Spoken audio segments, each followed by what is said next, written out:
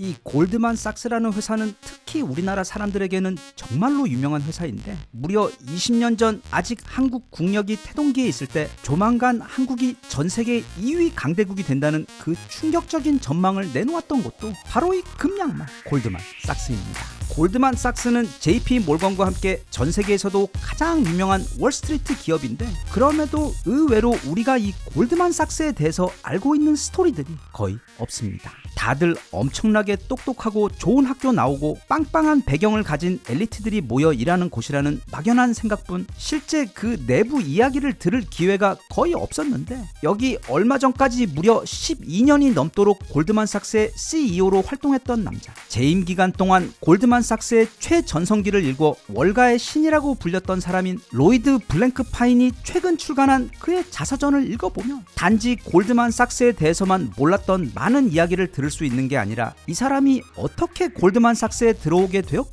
또 어떻게 성공할 수 있었는지 굉장히 반전이 많은 놀라운 이야기들, 그리고 그런 피도 눈물도 없을 것 같은 월스트리트 CEO에게 듣게 될 것이라고는 상상도 못했던 우리 같은 평범한 사람들에게도 정말로 도움이 되는 아주 귀한 이야기들을 만날 수가 있게 돼요. 그 이야기 여기 소개를 해볼까 합니다. 한때 최고 연봉과 보너스 다 해서 뭐 이거 상상도 잘 안 가는 액수인 대략 1,000억 원씩 받았던 이 블랭크파인은 엄청난 금수저 출신일 것 같은데 의외로 정말 눈물이 날 정도로 가난한 집 출신입니다. 뉴욕의 빈민가에 있는 가까스로 20평 정도 되는 허름한 공공주택 아파트에 우체국에서 일하시던 부모님과 이혼하고 돌아온 누나, 그리고 할머니까지 해서 무려 5식구가 거의 항상 싸구려 냉동식품으로 식사를 때우며 정말로 힘들게 살았습니다. 그래서 그는 아주 어릴 때부터 안 해본 게 없을 정도로 많은 일을 해야 했는데 중고 만화책을 사서 파는 일부터 뉴욕 양키 스타디움에서 핫도그를 파는 알바 등 아주 어릴 때부터 어른들처럼 나가서 돈을 벌어야 했고 또 학교와 동네에서는 항상 건달들에게 쫓기며 괴롭힘을 당하며 너무도 힘든 유년기를 보냈습니다.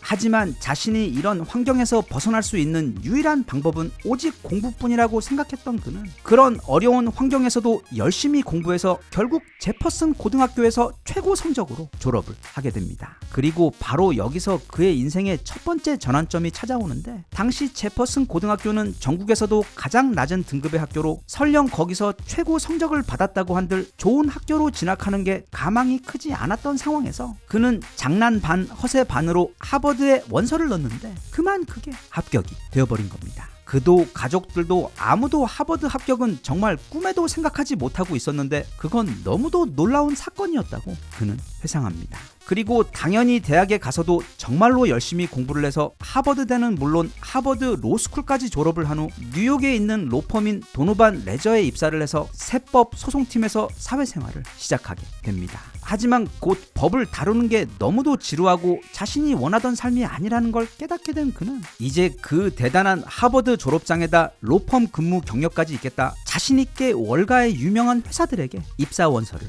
넣습니다. 골드만삭스, JP 몰건, 딘 워터 모두 지원서를 넣었는데 놀랍게도 단 한 곳도 그를 채용한 곳이 없었고 심지어 가장 가고 싶었던 골드만삭스에서는 면접 기회조차 얻을 수가 없었습니다. 이때 그는 어린 시절 이후 가장 크게 충격을 받고 인생에 대해 낙심하게 되는 상황을 겪는데 그래서 그는 당시 갈 수 있었던 유일한 곳인 제이 아론이라는 원자재 무역을 하던 회사, 얼마 전까지 자신이 다니던 고급스럽던 로펌과는 너무도 달랐던 그 회사에 어쩔 수 없이 입사를 하고 너무도 생소한 원자재 무역 일을 시작하게 됩니다. 그렇게 힘들게 제이 아론에서 원자재 무역 일을 배우며 지난한 시간을 보내고 있던 어느 날 그에게는 마치 운명의 장난과도 같은 한 가지 엄청난 사건이 터져버립니다. 바로 골드만삭스가 제이 아론을 인수해 버린 겁니다. 그래서 그는 얼떨결에 꿈에도 그리던 골드만삭스에 입성하게 됩니다. 일단 골드만삭스에 들어오긴 했지만 당시 제이 아론은 인수 이후 체계도 제대로 잡히지 않아 회사 목표도 또 리더십도 불분명한 어수선한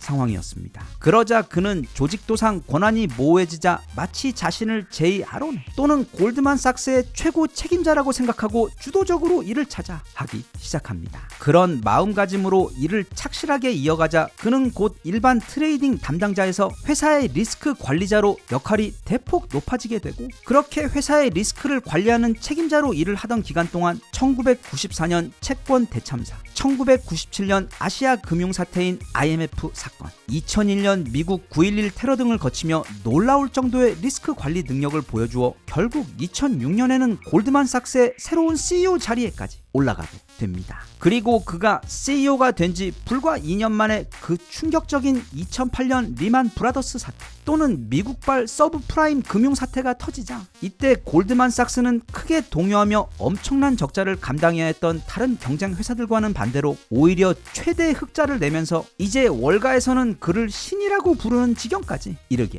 됩니다. 그렇게 바닥에서 시작해 자신이 꿈꾸던 회사의 CEO까지 되어 최고의 성공기를 보내던 그는 2015년 어느 날 기침이 낫지 않아 검사를 받아보니 몸에 다발성 종양, 즉 암이 자라고 있다는 사실을 발견하게 됩니다. 그리고 그는 다시 건강을 되찾기 위해 힘들게 치료를 이어가다 2018년에 12년의 성공적인 CEO 활동을 마치고 은퇴를 하게 됩니다. 이게 이 자서전의 주인공 로이드 블랭크파인의 이야기인데, 이 책에서 그가 강조하는 것은 자신이 얼마나 똑똑하고 잘난 사람인지 또는 골드만삭스에서 자신이 얼마나 뛰어난 실력을 보여주었는지가 아닙니다. 그가 인생의 마지막에 서서 말하고 싶었던 것은 우선 세상은 절대로 공평하지 않다는 점. 그는 보통 사람들이었으면 탈선을 하거나 아니면 어쨌든 굉장히 나쁜 길로 빠져도 전혀 이상할 게 없었던 극도로 가난하고 힘든 환경에서 자랐습니다. 그런데 그는 그런 환경에 대해 불평을 하기보다는 매일 힘든 알바까지 하던 상황에서 끈질기게 공부에 전념해 결국 생각지도 못했던 하버드 대학 진학이라는 그의 인생 첫 번째 돌파구를 만들었습니다.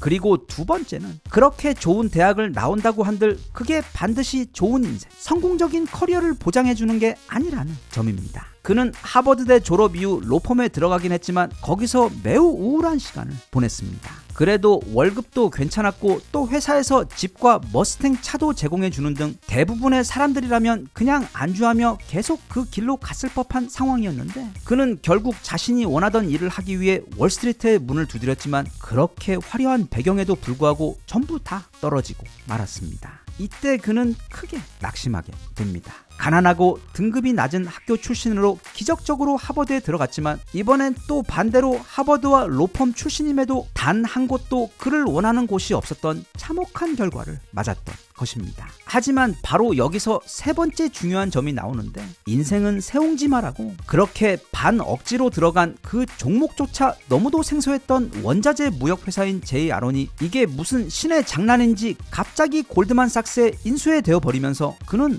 얼떨결에 꿈을 이루게 된 것입니다. 이후 골드만삭스에 들어간 그의 인생에서는 그가 이 책을 통해 가장 전달하고 싶었던 이야기, 그리고 우리 같은 일반인들에게도 너무도 유익한 보석 같은 이야기를 엿볼 수가 있는데, 그건 바로 인생은 실전이라는 점입니다. 그의 자서전 영어 제목 역시 스트리트 와이즈로, 단어 와이즈는 현명하다는 뜻이니까 즉 길바닥에서 배운 현명함 정도로 발번역이 되는 뜻입니다. 다시 말하면 인생에서 실제로 위력을 발휘하는 능력은 그게 아무리 좋은 대학이라고 해도 학교에서 배우는 지식이 아닌 자신처럼 어려운 환경에서 거리로 나가 직접 몸으로 부딪히며 풍파를 겪고 견디면서 몸으로 터득한 세상에 대한 실제 감각이라는 뜻입니다. 지금 나이가 대략 40 이상 정도 되시는 분들은 이 말이 무슨 뜻인지 다들 너무도 잘 알고 계실 것이고, 또 자신의 인생을 통해서도 깊이 공감하실 겁니다. 그리고 끝으로 그의 인생에서도 엿볼 수 있듯이 그 출발이 좋지 않다고 해서 이후로도 계속 기회가 없을 리도 없고, 또 어떤 행운으로 큰 돌파구가 생긴다고 하더라도 그게 쭉 계속 좋은 기회로 이어지리라는 보장도 없으며,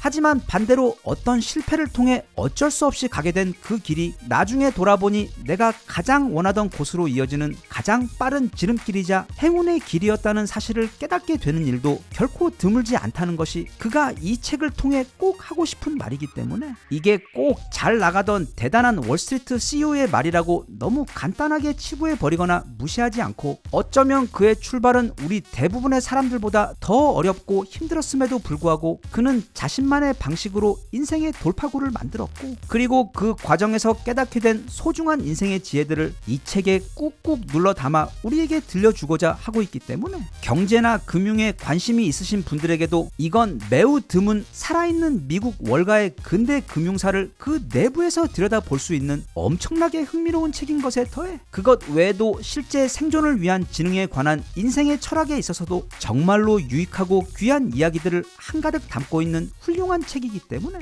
올 여름 어디 짧게 여행 가실 때 챙겨 가셔서 자신의 인생을 대입해 돌아보시며 꼭 한번 읽어보시길 추천하고 싶은 책입니다. 그래서 돌아보면 한국이 그 힘든 시기들을 이겨내고 이제 곧 세계 2위가 된다는 바로 그 유명한 골드만삭스의 전망이 나왔던 때도 바로 이 로이드 블랭크파인이 CEO로 있던 시기였기 때문에 어쩌면 그도 최악의 환경에서 악착같이 절벽을 기어올라 기어코 세계 최고의 디지털 국가를 넘어 최강대국의 코앞까지 따라잡은 당시 한국의 저력에 감탄하고 그리고 무엇보다 그런 한국의 저력은 단지 행운이나 요행이 아닌 힘든 시기를 반복해서 스스로의 힘으로 버텨가며 이겨내며 쌓여온 그 강력한 생존 지능이 한국인들의 DNA에 새겨 있음을 이해하고 그래서 앞으로 대한민국은 더욱더 잘 될 수밖에. 그리고 어떤 새로운 위험과 위기가 찾아온다고 하더라도 늘 그래왔듯 현명하고 전사적으로 그 모든 장애물들을 뚫고 넘어갈 것이라는 사실을 내다보고는 우리 한국의 미래에 대해 당시로서는 너무도 허무맹랑했던 그러나 2026년 현재 이미 빠르게 현실이 되고 있는 그런 꿈같은 전망을 내놓았던 것인지도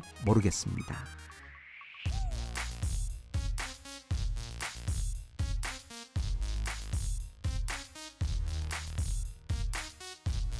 Even if you tried, you wouldn't understand it. Maybe something's missing inside of you. Just a bit of sugar to that heart.